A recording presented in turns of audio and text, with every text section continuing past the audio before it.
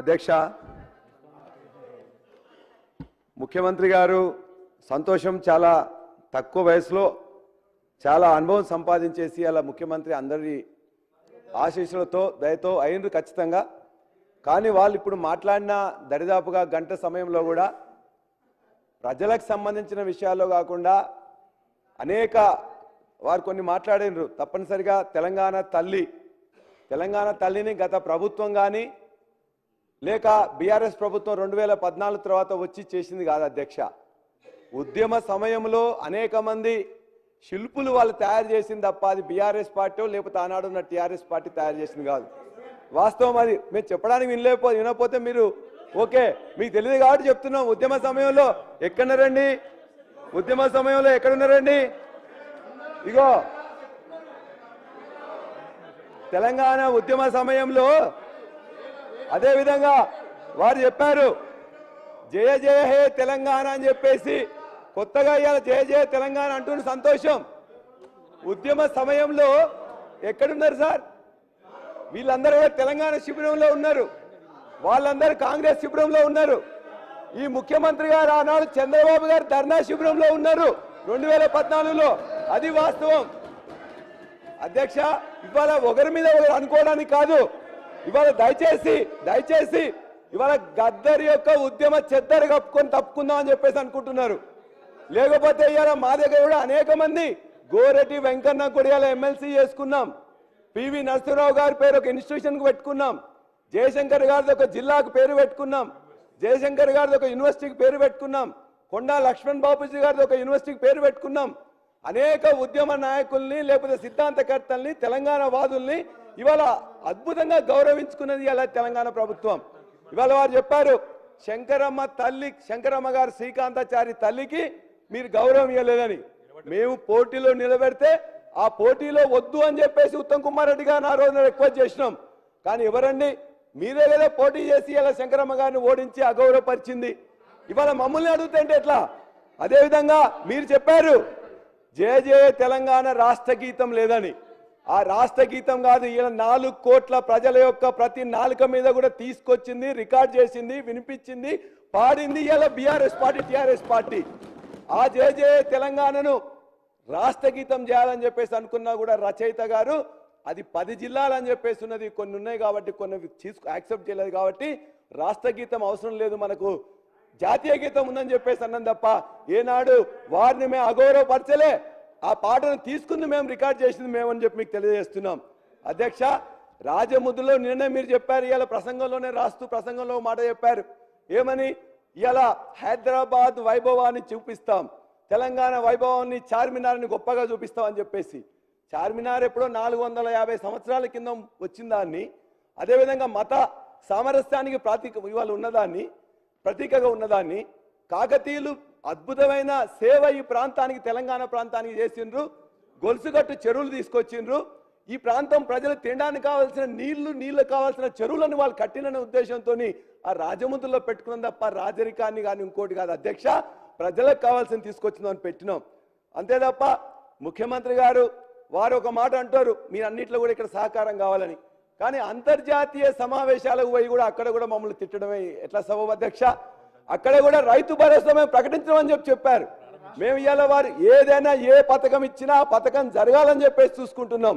వారు ఇలా చేసినట్టే రైతు భరోసాని అక్కడే మొత్తం కూడా మేము ప్రారంభించమని చెప్పేసి అబద్ధం చెప్పారు. అది ఎట్లా సబబు అధ్యక్ష? మేము అడుగుతున్నాం.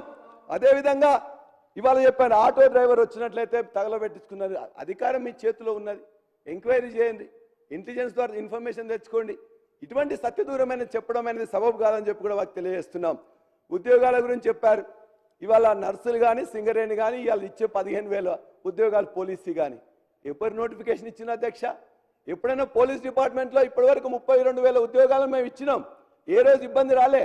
6 లేక 7 విద్యా సంస్థలు ఇలా హెల్త్ డిపార్ట్మెంట్ కానీ సోషల్ వెల్ఫేర్ కానీ మొత్తం కూడా అనేక ఇతర డిపార్ట్మెంట్స్లో అన్ని కూడా ఒక్కటే ఒక సమస్య, గ్రూప్ 1 సంబంధించింది 500 ఉద్యోగాలకు సంబంధించింది వస్తే దాన్ని రాద్ధాంతం చేసి ఇవాళ మొత్తం కూడా మమ్మల్ని బదనాం చేసి ప్రచార పటాటోపంతో మమ్మల్ని అందరినీ ఇబ్బంది పెట్టే ప్రయత్నం చేసింది తప్ప 1,60,000 ఉద్యోగాలు ఒక చిన్న తప్పు కూడా జరగలేదు అధ్యక్ష. ఇవాళ ఇచ్చే ముఖ్యమంత్రి గారు రేపు ఇచ్చే 15,000 ఉద్యోగాలు కూడా మేము నోటిఫికేషన్ ఇచ్చి మేము పరీక్ష పెట్టి మేము టెస్ట్ చేసినవి మాత్రమే రేపు వచ్చాయి. అయినా పర్వాలేదు, ఇది ప్రభుత్వం కాబట్టి ఖచ్చితంగా నడుస్తుంది. కనీసం దాన్ని వారు ఒప్పుకుంటే మేమందరం కూడా సంతోషపడేటోళ్ళం. అంతేకాదు అధ్యక్ష, మేమనేది ఇవాళ పేర్లు పెట్టలేదు, ఇంకోటి పెట్టలేదు మేమనలేదు అధ్యక్ష. వారి నాయకుడు రాహుల్ గాంధీ గారే చెప్పారు, ఉత్తరప్రదేశ్ ప్రభుత్వంలో అనేక ప్రభుత్వాలు కూడా అంతకుముందు బీజేపీ ప్రభుత్వం పేర్లు మారుస్తుంటే రాహుల్ గాంధీ గారే చెప్పారు, ఇవాళ పేర్లు మార్పు వలన బిల్డింగ్ల మార్పు వలన ఇవాళ అభివృద్ధి అనుకుంటే కాదు అని చెప్పింది. కాబట్టి మీ రాహుల్ గాంధీ గారు చెప్పిందే దయచేసి విని పేర్లు మార్పు కాదు మిగతాది మార్చాలని చెప్పేసి మేము అడుగుతా ఉన్నాం. అంతేకాదు సచివాలయం వారు చెప్పారు పూలే గారి పేరు పెట్టామని. భారతదేశంలో 29 సచివాలయాలు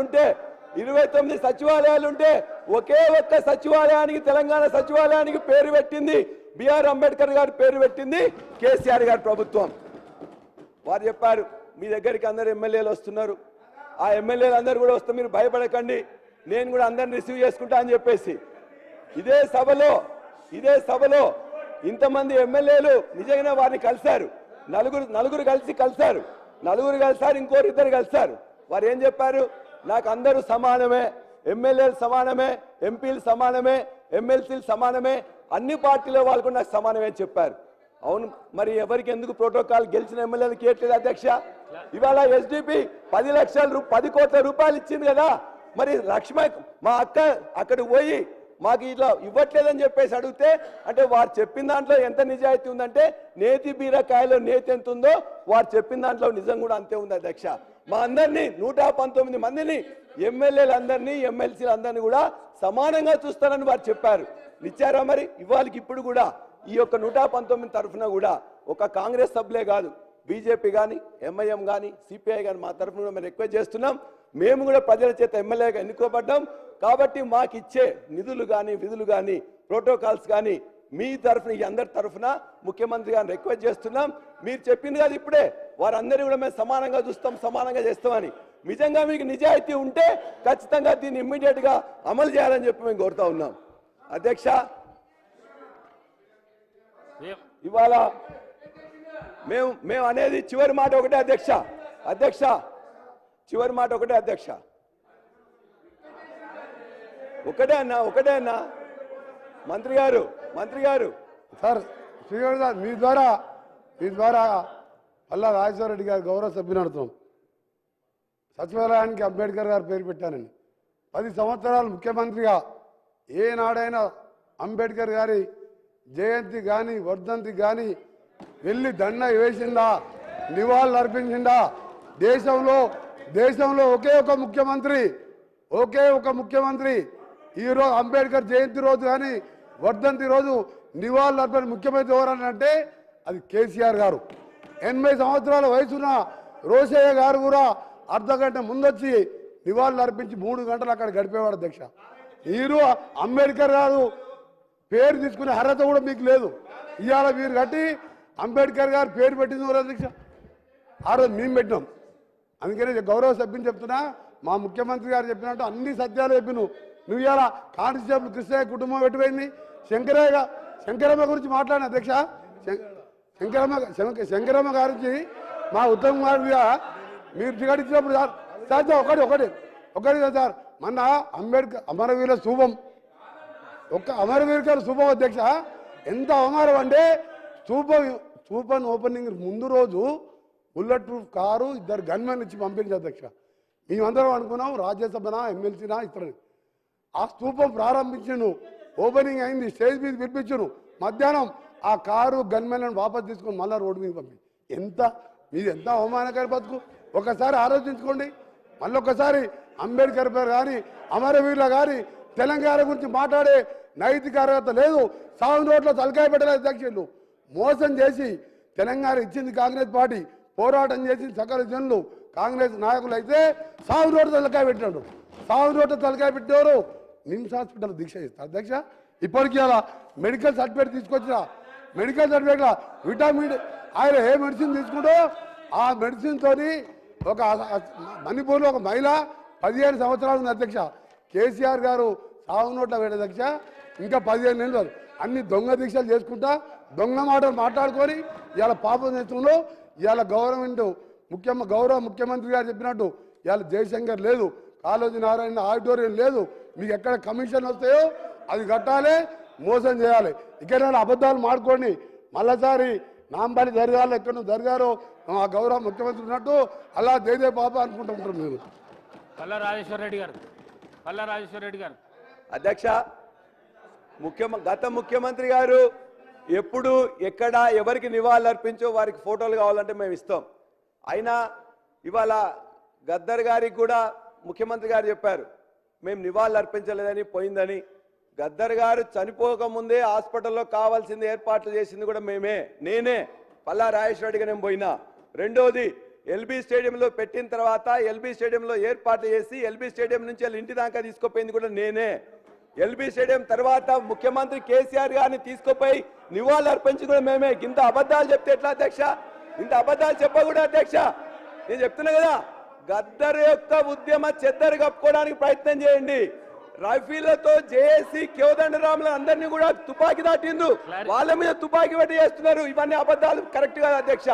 ఒకటే మాట, అంబేద్కర్ గారిని కూడా అధ్యక్ష అంబేద్కర్ వారి గల్లనే మీరు ఇలా సీట్లో కూర్చుంటున్నారు.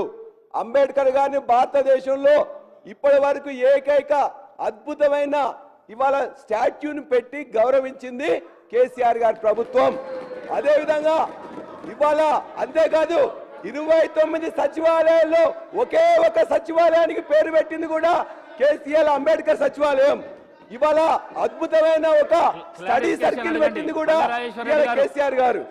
ఒకటే నిమిషం అధ్యక్ష, ఇవాళ మేము చివరిగా ఒకటే మాట రిక్వెస్ట్ చేస్తున్నాం, ముఖ్యమంత్రి గారిని ఒకటే రిక్వెస్ట్ చేస్తున్నాం. ముఖ్యమంత్రి గారిని మీరు చెప్పిన గంట సేపట్లో ఈ యొక్క రాజముద్రలు, ఈ చిన్న మార్పులు లేకపోతే ఇవన్నీ చేసి ప్రజలను మార్పు వైపు చెప్పకండి, ఇదేదో మార్పు జరిగిందని చెప్పకండి. మీరు ఏదైతే 6 గ్యారంటీలు ఇచ్చారో లేక 13 అంశాలు ఇచ్చారో 420 మేనిఫెస్టో చెప్పినరో దాన్ని మీరు ఒక్కొక్కటి చేస్తుంటే మేము ఖచ్చితంగా సహకరిస్తాం. మిగతా అన్నిట్లలో కూడా ఇంకా వ్యంగ్యం అనేది పనికిరాదు, ఇంకా తులనాడడం అనేది పనికిరాదు. మీరు మా సహకారం కావాలి ఇట్లా అని చెప్పేసి అనుకుంటున్నప్పుడు ఇంకా 60 రోజుల తర్వాత కూడా రోజు మీరు చేయలేనప్పుడే ఇతరులను తిట్టడం అనేది జరుగుతుంది. చేసే శక్తి ఉంటే దమ్ముంటే ఖచ్చితంగా మీ యొక్క పని విధానం చేసుకుంటూ మా దగ్గర నుంచి సహకారం కోరడం తప్ప ఇది సరైనది కాదు.